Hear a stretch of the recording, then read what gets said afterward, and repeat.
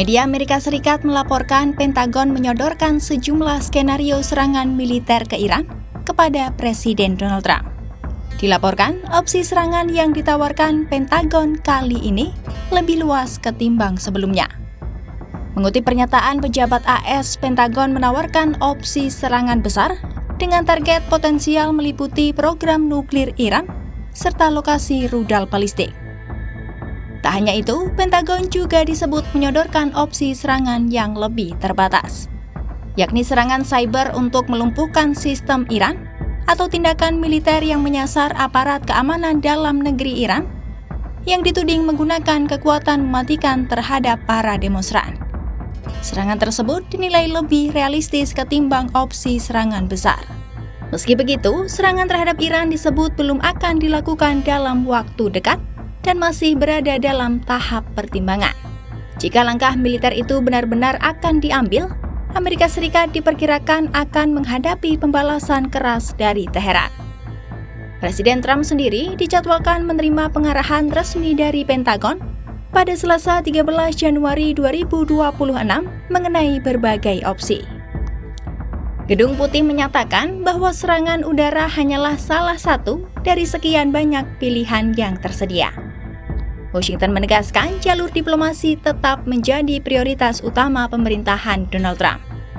Juru bicara Gedung Putih Karoline Leavitt juga mengatakan bahwa pesan-pesan pribadi dari Teheran jauh lebih lunak dibandingkan retorika yang disampaikan secara terbuka kepada publik internasional yang dinilai lebih keras. Perbedaan itu menjadi alasan Trump tertarik untuk mengeksplorasi peluang dialog, meski tetap siap menggunakan kekuatan militer jika diperlukan. Well, I think one thing President Trump is very good at is always keeping all of his options on the table, and airstrikes would be one of the many options that are on the table for the commander-in-chief. Diplomacy is always the first option for the president. He's told all of you last night that what you're hearing publicly from the Iranian regime is quite differently from the messages the administration is receiving privately, and I think the president has an interest in exploring those messages. However, with that said, the president has shown he's unafraid to use military options if and when he deems necessary, and nobody knows that better than Iran. Pernyataan Gedung Putih itu muncul di tengah meningkatnya ketegangan antara Washington dan Teheran menyusul jatuhnya korban tewas dalam aksi demo di Iran. Menanggapi laporan tersebut, Trump mengatakan bahwa Iran telah melampaui garis merahnya. Bahkan Trump sempat mengancam akan mengambil tindakan militer terhadap Iran atas hal tersebut. Ketegangan kemudian semakin meningkat setelah Trump mengancam akan mengenakan tarif 25% terhadap negara-negara yang tetap menjalin perdagangan dengan Iran.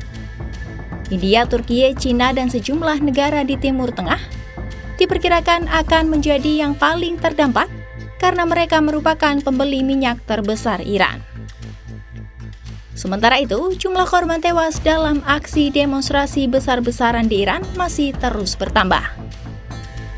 Laporan terbaru dari kelompok hak asasi manusia yang berbasis di AS menyebut, sedikitnya 2.403 orang telah tewas sejak aksi protes pecah pada akhir Desember 2025 lalu.